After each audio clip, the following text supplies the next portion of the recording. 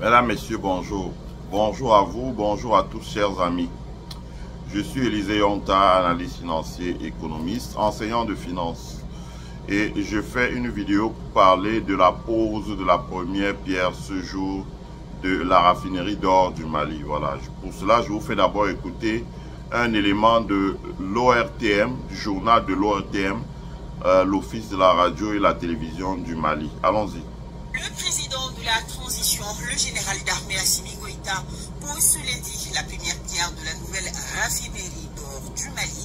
L'infrastructure aura une capacité de 200 tonnes par an. L'État malien participe au capital social à hauteur de 62%. Fruit de la coopération entre le Mali et la Russie, la construction de cette raffinerie vise à contrôler la production d'or et la traçabilité de l'exploitation artisanale. Elle est aussi l'une des réponses des nombreux vœux du chef de l'État à ses concitoyens. Un rappel s'impose donc pour nous parler de ce projet présidentiel. Et c'est avec Bourama Traoré. Dans son adresse à la nation le 22 septembre 2023, le président de la transition avait annoncé le projet de construction d'une nouvelle raffinerie d'or du Mali. Une volonté présidentielle partie d'un constat presque partagé, à savoir le métal jaune ne semble pas bien briller pour les Maliens. Cette volonté de changer les choses et doublée des attentes fortes du général d'armée Assimi Goïta. Le gouvernement travaille sur le projet de création d'une usine d'affinage de l'or qui nous permettra d'assurer le traitement du minerai avant l'exportation, créant ainsi de l'emploi et de la valeur ajoutée. Ce qui était un projet il y a quelques mois se concrétise. Le Conseil des ministres du 28 mai 2025 a adopté un projet de décret fixant les modalités de participation de l'État au capital social de la société de raffinerie d'or du Mali. La réalisation de cette raffinerie nationale va permettre de contrôler la production d'or et la traçabilité de l'exploitation artisanale pour maintenir la valeur ajoutée au Mali. Pour ce faire, l'État a signé un protocole d'accord avec la société russe Yadran. Le président de la transition pose ce lundi la première pierre de l'infrastructure, une autre étape franchie dans la valorisation de l'immense potentiel minier du Mali. Notre pays canalisera les revenus qu'il est en droit d'attendre de l'exploitation minière et développer par la même occasion le tissu industriel et commercial, ainsi que les diverses infrastructures au niveau local et national. La nouvelle raffinerie d'or du Mali aura une capacité de 200 tonnes par an. L'État y détiendra une participation de 70% du capital social. L'infrastructure qui sortira des terres dans quelques mois doit réconforter le Mali dans sa marche vers une souveraineté économique. Et nous sommes dans la quinzaine de... Voilà. Donc, vous avez entendu tout l'élément sonore. Je dois rappeler que ici, là, le but de cette chaîne, si on se donne la peine de faire des présentations comme celle-ci, le but est de vous faire comprendre les mutations qui ont cours dans le monde. Ça peut être des mutations politiques, ça peut être des mutations diplomatiques, bilatérales, multilatérales, mais ça peut aussi être des mutations économiques. Parce que je peux vous dire que quand ça se passait en Chine, au début des années 90 et en Inde, nous étions étudiants en France. Quand les Chinois et les Indiens parlaient, nous, ça nous faisait rire. Et c'est 30 ans plus tard, gloire à Dieu, on est encore vivant et on voit carrément où est-ce qu'ils en sont. Voilà. Donc ça a commencé exactement comme ça commence avec le Mali. Je vais dire que je me rappelle encore étudiant, je lisais un article sur Jean-François Hénin. Jean-François Hénin, un homme d'affaires français qui venait et qui disait voilà, il a eu une concession de je ne sais pas combien au Mali et il y avait toute une grosse polémique parce que les gens disaient bon combien il a payé. On avait des Maliens qui nous disaient, étudiants maliens qui nous disaient il n'a rien payé et il avait ça gratuitement. Bon. Vous voyez bien qu'on est loin du contexte. On est loin de ce contexte-là aujourd'hui parce que dans des pays comme le Mali, l'État d'abord essaie de se réapproprier les richesses minérales nationales. Ça a été le cas avec le lithium. Vous avez vu qu'ils ont expulsé ceux qui exploitaient la mine de lithium. Ils l'ont restructuré et ils ont signé un nouveau partenariat avec la Chine dans lequel l'État a des participations énormes. Et le partenaire chinois a transféré toute la technologie, le savoir-faire. Il raffine le lithium malien et il exporte le lithium malien en Chine. avec la perspective que c'est un contrat de 20 ou 30 ans, je crois, avec la perspective que dans les années qui arrivent, au bout de 5 ans, on commence à ouvrir les discussions sur la prochaine étape dans la chaîne de valeur. Mais au moins, quand vous n'expédiez pas votre lithium sous forme de terre, que vous le raffinez déjà, vous voyez vous-même, on a montré les vidéos aussi, le général Assimi Goïta a visité l'usine, ça a créé, ça a fait, on a vu le nombre d'emplois que ça a créé. Donc, tout ça pour dire que le postulat de base pour que les pays africains puissent créer des emplois, puissent créer de la richesse, puissent créer de la valeur ajoutée et puissent engranger la prospérité économique avec toutes les richesses naturelles qu'ils ont, c'est l'arrêt total de l'exportation brute. Voilà, l'arrêt total de l'exportation brute. Et moi, ce qui me plaît, c'est que les hommes en tenue dans l'AES, ils écoutent au moins ce qu'on leur dit. Et vous pouvez voir le contraste, par exemple, avec le Gabon. Moi, je lisais tout à l'heure un journal qu'on appelle Éco Matin, qui fait feu de tout bois sur Lingingem en disant, voilà, le Gabon va s'effondrer s'il ose interdire l'exportation de son manganèse. Mais voilà le Ghana qui vient d'expulser tous les orpailleurs étrangers, clandestins de son pays. Il les a tous mis à la porte et il est en train de réorganiser son secteur de l'orpaillage. La conséquence immédiate, le CEDI, par anticipation, les investisseurs, le CEDI a bondi parce que les cambis internationaux achètent massivement le CEDI. Les cambis internationaux achètent massivement le CEDI et ça permet à l'État d'engranger des ressources. C'est ce que nous voulons voir.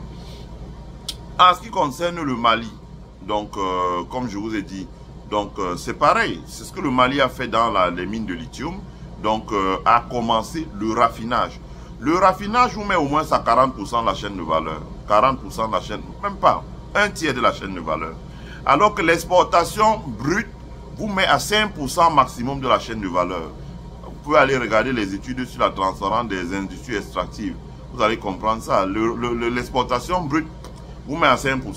Le raffinage vous met au moins à un tiers. Bon, quand vous avez raffiné et que vous êtes à un tiers maintenant, la prochaine étape, c'est de commencer à transformer, à transformer, à transformer, à transformer, à transformer. En transformant, vous pouvez aller même jusqu'à 200% de la chaîne de valeur et cela passe par l'éducation, la formation, etc. Donc, le Mali a un partenaire de choix qui s'appelle la Russie, qui est un pays aussi qui a beaucoup de matières premières dans les minéraux, dans le pétrole, dans le diamant, dans l'or également, hein, avec des pays comme le Kazakhstan, etc. L'ensemble des pays de la Confédération des États indépendants. Donc, le Mali va mettre sur place une raffinerie d'or. C'est important. Pourquoi? Parce que vous avez vous-même entendu que d'abord, le business model de la raffinerie, c'est de racheter tout l'or, c'est de réorganiser le secteur de l'orpaillage traditionnel. Les gens sont dans leur village, il y a l'or. On peut peut-être les aider en les aidant à mécaniser le secteur de l'or. Une fois qu'ils ont mécanisé le secteur de la production de l'or, on transfère la production de l'or vers on transfère cette production vers l'usine. Alors l'usine va maintenant faire, c'est ce qui a fait la prospérité économique du Rwanda. Parce que le président Paul Kagame a très tôt construit une raffinerie d'or au Rwanda. Donc la RDC, où les gens se bornent à Kinshasa, à concéder à des étrangers et prendre l'argent, manger, acheter des maisons à l'étranger, etc.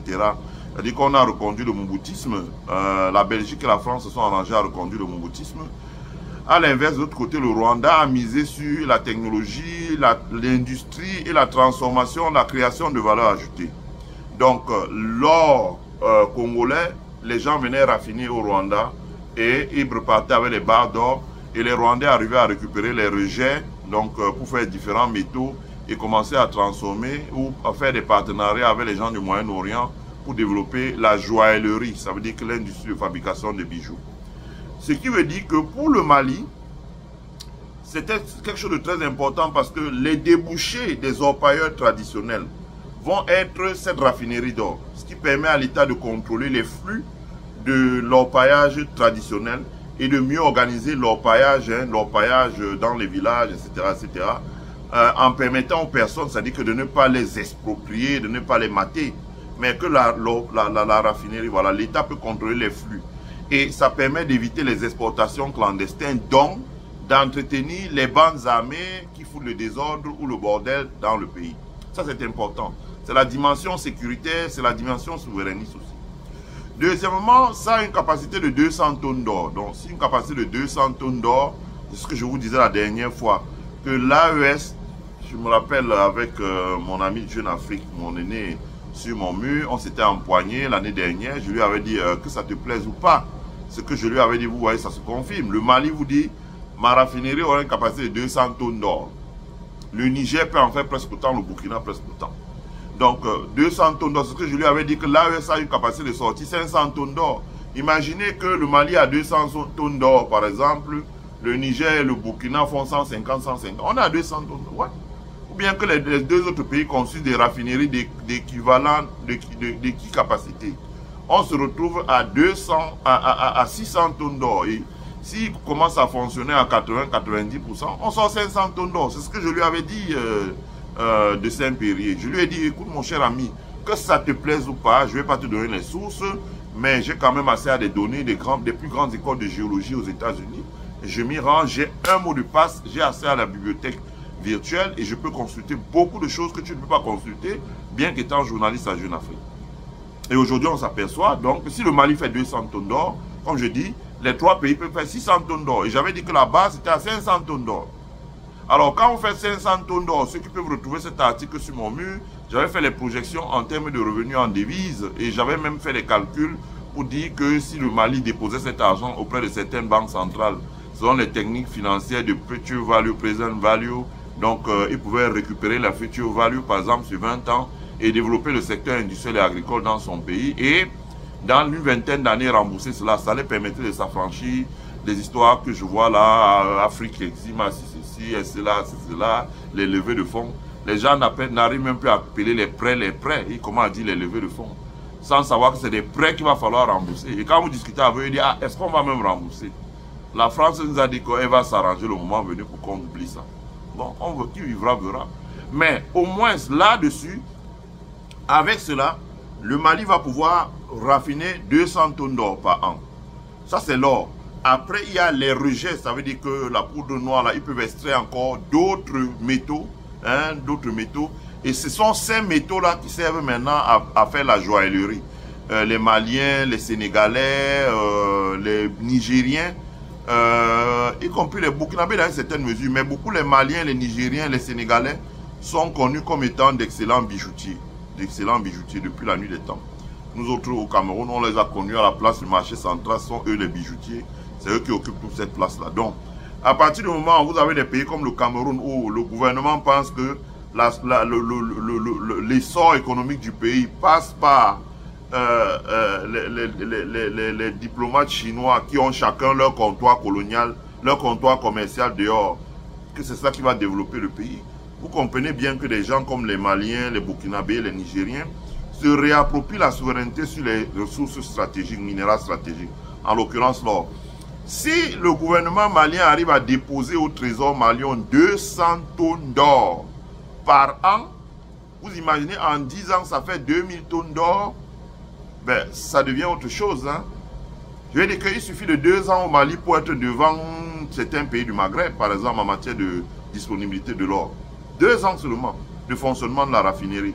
Donc à partir du moment où il raffine, il peut faire beaucoup d'autres transactions internationales car l'or est un instrument de réserve. Deuxièmement, vous avez des gens qui m'ont insulté ici là sur mon mur parce que j'ai dit que Laurent, j'ai fait écouter la phrase de Laurent Gbagbo où il dit que dans quelques jours, dans une décennie, les pays de l'AES se seront plus hors du CFA. Évidemment, à partir du moment où ils constituent des réserves d'or, si la progression, l'accroissement des réserves d'or du Mali est de 200 tonnes, si on sécurise les réserves en devises issues de l'exportation du lithium, quand vous avez déjà des réserves en devises dans le lithium, l'or déposé au trésor public, la transformation des rejets totalement pour faire fabriquer des produits de consommation, c'est-à-dire qu'à partir du moment où ça part de l'usine, c'est destiné à la consommation.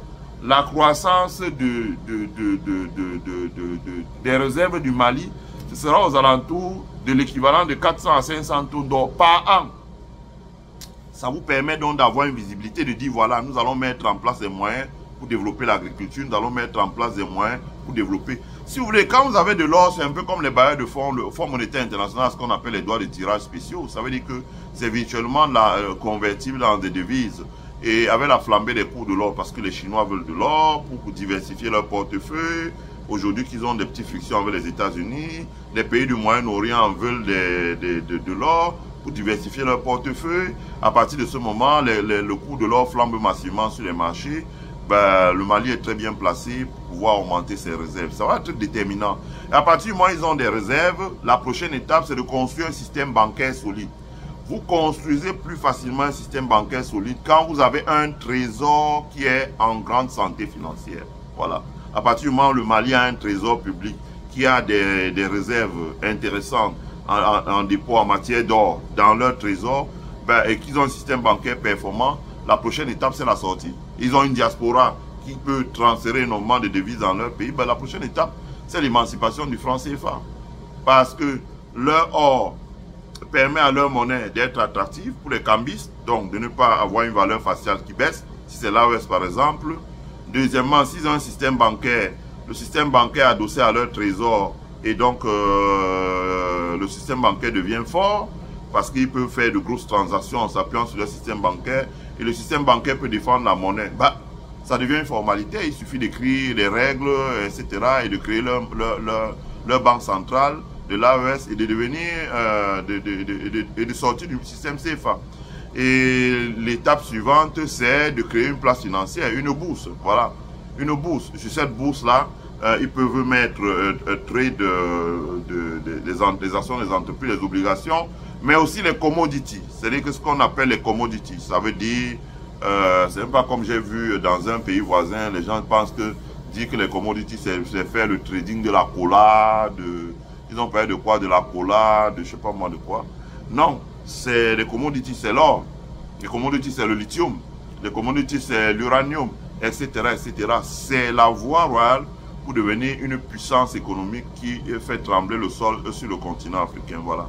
C'est important, ça méritait d'être dit. La raison pour laquelle on fait ces directs, ce n'est pas pour attaquer Pierre-Paul Jacques. La raison pour laquelle on fait ces directs, c'est pour vous ouvrir les yeux sur les mutations qui sont en cours en Afrique. Certains médias feront tout pour que vous ne voyez pas ce qui se passe. Mais nous sommes ici pour vous faire ouvrir les yeux sur ce qui est en train de se passer. Les mutations qui sont en cours sur le continent. Voilà. Mettez un like sur la vidéo. Partagez la vidéo sur vos murs, dans vos groupes. Abonnez-vous sur notre page. Invitez vos amis à s'abonner sur notre page. Participez au développement de notre chaîne en donnant $1 par mois pour participer au développement de notre chaîne. C'est pas très dur pour ceux qui le peuvent. Voilà, je vous remercie énormément et je vous prie de passer une agréable semaine. Bye.